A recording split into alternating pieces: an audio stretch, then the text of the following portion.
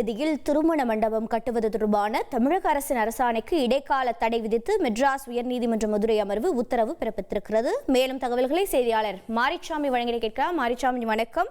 இந்த உத்தரவுக்கான காரணம் என்ன? மேலும் தகவல்கள் என்னென்ன? கோவில் நிதியில் திருமண மண்டபம் கட்டுவது தொடர்பான தமிழக அரசின் அரசாணைக்கு இடைக்கால தடை விதிக்கப்பட்டிருக்கிறது. மெட்ராஸ் உயர்நீதிமன்ற மதுரை அமர்வானது அந்த தடையை விதித்திருக்கிறது.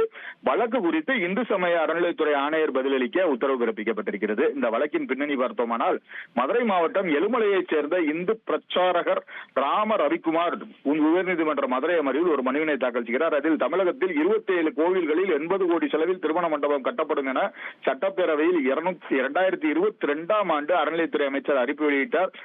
அதன்படி பழனி முருகன் கோவிலின் உபகோயிலான கள்ளிமந்தயம் அருள்மிகு வரதராஜ பெருமாள் கோயிலுக்கு சொந்தமான காலியிடத்தில் 6.30 கோடியில் திருமண மண்டபம் கட்ட அறிவிப்பு வெளியானது.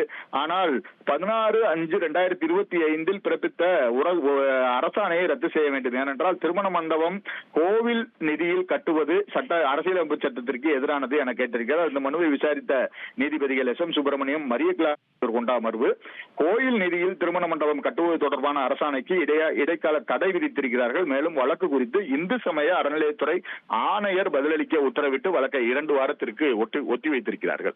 தகவல்களை வழங்கியதற்கு நன்றி மாரிச்சாமி.